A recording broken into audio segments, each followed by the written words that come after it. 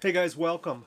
We're going to try something a little bit different today. There's a shortage of C5s and used cars for that matter. They're super expensive. So let's go ahead and take a look at what C5s are available in Minnesota and the surrounding communities here. I would argue Minnesota might be one of the best places to get a C5 for a couple of reasons. Number one, they're horrible winter cars, so I've never seen a C5 out in winter. So it's not exposed to the salt like all the other vehicles we have in Minnesota.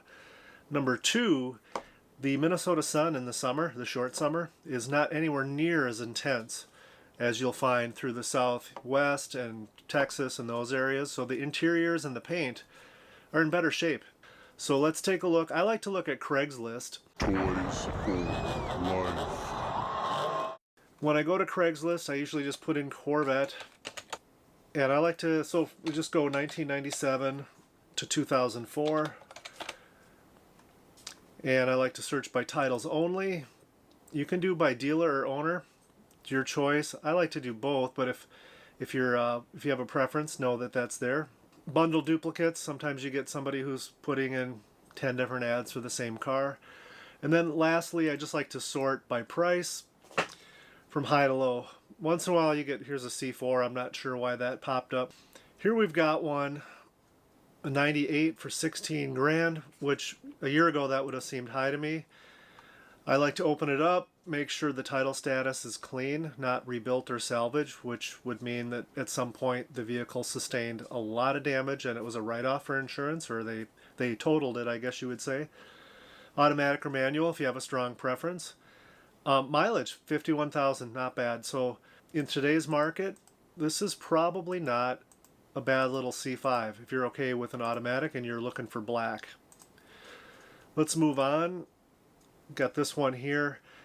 This one is owned by a small car dealership, 411 Car Line. Let's just see what I can find quickly on them. And so here's their reviews. They're pretty good. I'm usually more comfortable if there's more reviews though, because it's possible this is 63 of his best friends, or it's possible it's 63 absolutely real customers that are rating him.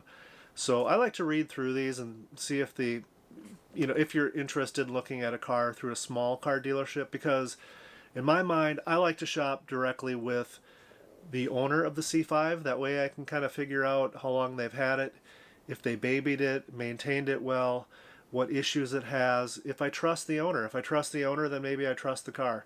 If the owner's sketchy or they owned it for 6 months.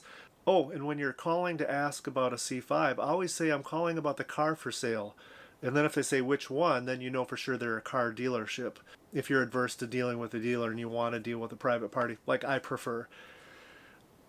New car dealers are a good source of good clean C5s, because a new car dealer will not want to have a piece of junk on his lot that's going to give him a bad reputation. So they tend to keep the cream puffs and the good cars. Anything else that doesn't represent their new car dealer, well, I'm talking like a GM, Ford, Chevy, Toyota, Honda dealership, not Crazy Ed's car lot. Anything else, they're going to send off to auction. And there is a saying that I think has a lot of truth. Not every car that has gone to auction is a bad car, but every bad car goes to auction. So keep that in mind. So anyway, 63 reviews. If they were all negative, that would be a turnoff. In this case, read through them if you're interested looking at this car. So that's how I kind of take a quick peek at, what to know about a dealer that you're not familiar with. I generally avoid small car lots. However, if you've got a local one that's got a really good reputation and you know the guy, it can be a good source, but I generally recommend people avoid them unless you really know what you're doing. Anyway, this one here, 97,000 miles, 17 grand. This isn't standing out as a deal to me. Automatic, and it's at an independent car lot. Let's move on. This one here, 19,000, that seems a little expensive, but it's private party. 71,000 miles on it, and it's got a clean title. So it looks clean. It's a private party.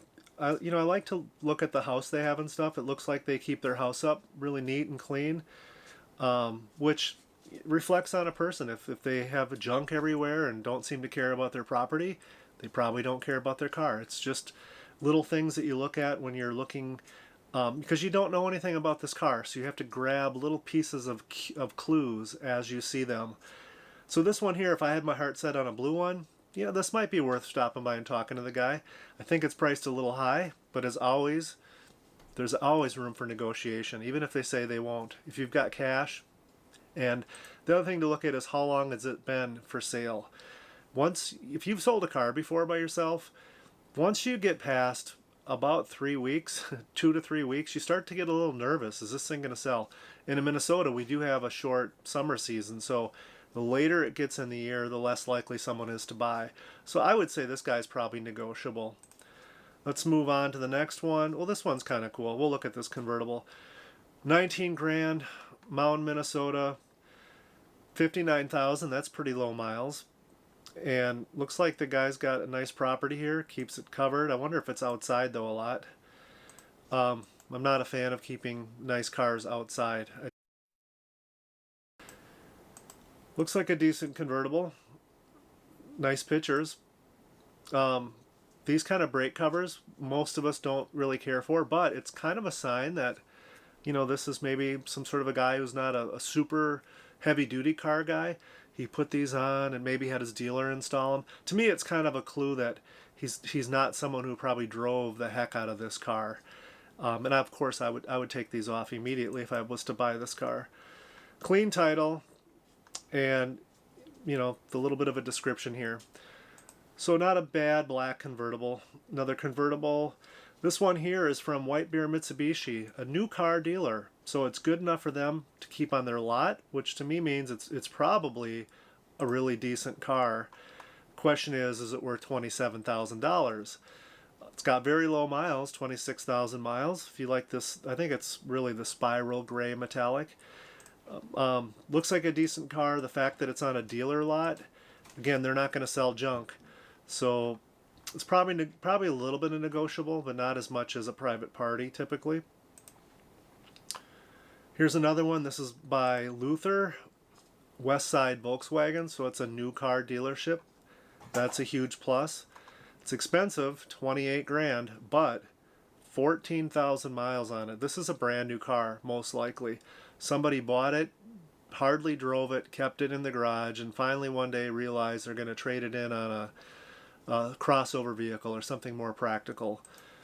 So if it's a 2002, which is a good year C5, it'd be worth looking at if I was seriously looking at it for a C5. But I'd be, if I was going to try to buy this one, it'd certainly be closer to 20 grand than 30 grand is what I would be looking at it for. Here's another little independent car dealer. Again, unless you really know what you're doing, be careful with these guys. 12,000 miles, that's ridiculously low. The